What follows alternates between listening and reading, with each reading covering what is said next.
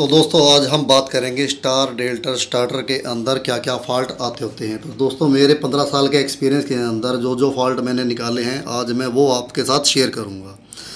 तो दोस्तों मान लीजिए कि एक मोटर है जो 30 एचपी की है, ठीक है, और वो 40 एम्पेयर तक बिल्कुल सही चल सकती है। अगर कोई अच्छी कंपनी की मोटर होगी तो वो 45 एम्पेयर तक भी चल सकती है।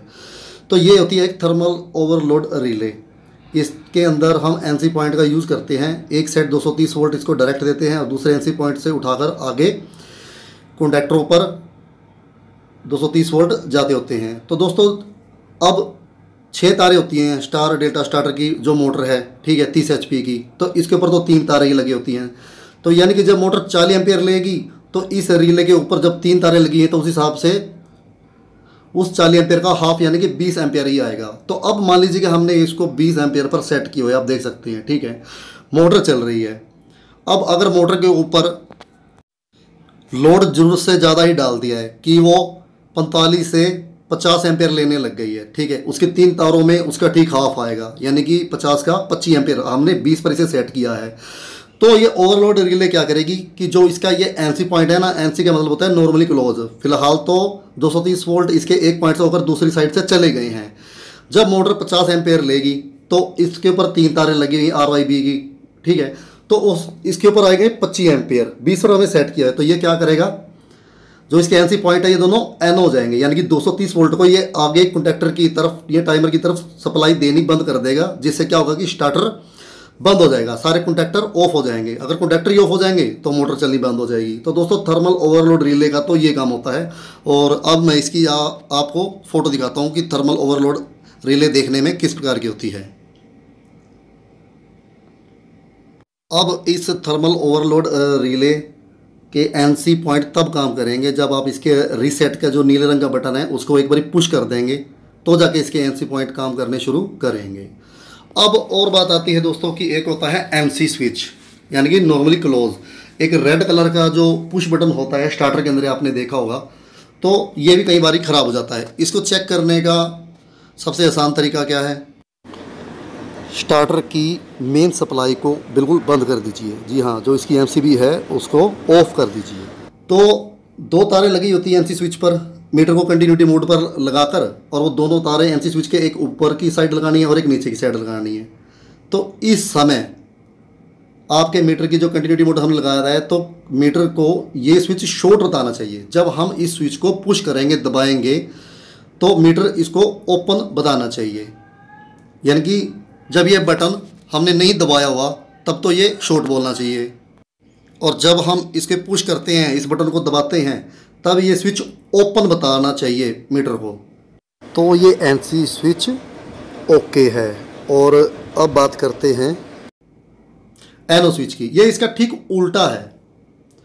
जब आप मीटर की कंटिन्यूटी मोड पर मीटर को लगाकर और दोनों तारें इस स्विच के ऊपर लगाएंगे, क्योंकि 2 ही तारें लगती हैं स्विच के ऊपर, शुरू में तो ये ओपन बताएगा बिना दबाए। अभी हमने इस बटन को नहीं दबाया, पुश नहीं किया, शुरू में ये ओपन बताएगा।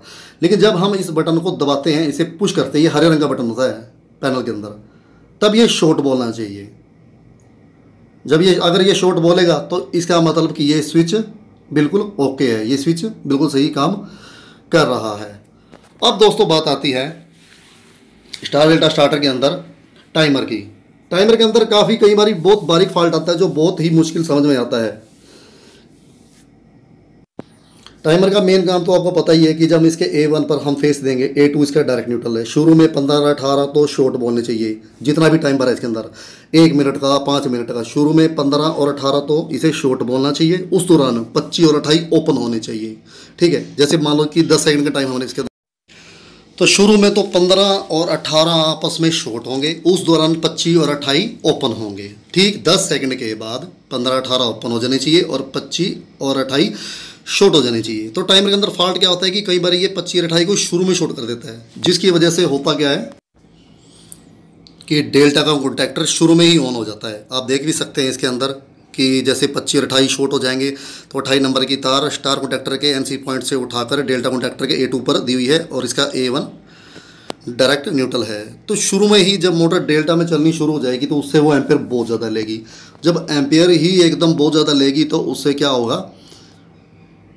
एकदम जब मोटर डेल्टा के अंदर चलनी शुरू होगी तो शायद वो 100 से 150 एम्पेयर तक ले, लेकिन हमने थर्मल ओवरलोड रिले तो 20 पर सेट की है, 20 एम्पेयर पर। तो उस हिसाब से ओवरलोड रिले तो क्या करेगी, जो इसके एनसी पॉइंट है दोनों एनो हो जाएंगे। एनो होते ही जो इसके आगे कॉन्टैक्टर को सप्लाई मिली हुई है वो मिलनी बंद हो जाएगी और सारे कॉन्टैक्टर ऑफ हो जाएंगे, जिससे मोटर चलनी बंद हो जाएगी। तो दोस्तों इसके अलावा और क्या फॉल्ट है, कई बार ये 15, 18 और 25, 28 दोनों को भी इकट्ठा एकदम शॉर्ट कर देता है। या शुरू में 15 और 18 शॉर्ट कर देगा और 25 और 28 को ये शॉर्ट करेगा ही नहीं, सिर्फ 15, 18 ही परमानेंट शॉर्ट के शॉर्ट बने रहेंगे, यानी कि मोटर सिर्फ स्टार में चलेगी, डेल्टा में आ ही नहीं पाएगी।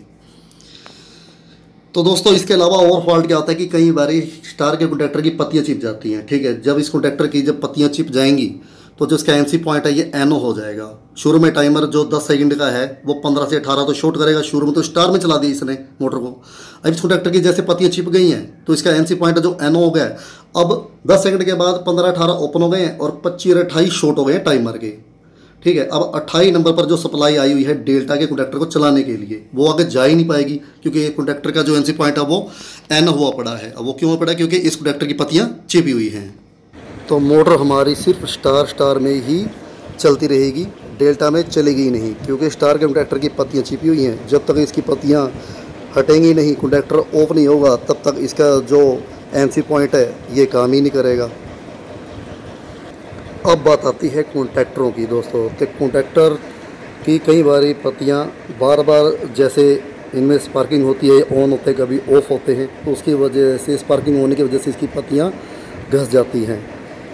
तो कई बार कॉन्टैक्टर कड़कड़ाहट करने लग जाते हैं। तो होता क्या है दोस्तों कि हमें कॉन्टैक्टर की पत्तियों को बाहर निकाल कर और उसे किसी रेगमार पर या किसी रेती पर अच्छी तरह से घिसाकर और दोबारा इस कॉन्टैक्टर के अंदर डालकर चलानी चाहिए। कई बार इन कॉन्टैक्टरों के अंदर जो कॉइल होती है 220 वोल्ट की, कई बार वो कॉइलें फूक जाती हैं। तो स्टार्टर की आपको मेन एमसीबी ऑफ करके और मीटर को कंटिन्यूटी मोड पर लगाकर इन कॉन्टैक्टरों के A1 और A2 पर मीटर की दोनों तारें लगानी चाहिए, जिससे इस कॉन्टैक्टर की जो कॉइल है वो शॉर्ट बोलनी चाहिए, जिससे ये पता लग जाए कॉन्टैक्टर की कॉइल बिल्कुल ओके है। कई बार कॉन्टैक्टर की कॉइलें काफ़ी ढीली होती है, जिसकी वजह से कॉन्टैक्टर के अंदर कड़कड़ाहट की आवाज़ भी आनी शुरू हो जाती है। कई बार एमसीबी के अंदर भी फॉल्ट पड़ जाता है और इसका एक पोल ख़राब हो जाता है। कई बार ये 2 फेस आगे जाने देती है और एक फेस आगे जा ही नहीं पाता है। तो दोस्तों इसी प्रकार कॉन्टैक्टर के अंदर भी जब एक आधी पत्ती है जो बिल्कुल ख़राब हो जाती है कॉन्टैक्टर की, तो उसकी वजह से कई बार ये पूरे फेस आगे निकाल नहीं पाते हैं। तो उम्मीद है दोस्तों कि मेरी ये वीडियो आपको पसंद आई होगी। थैंक यू दोस्तों।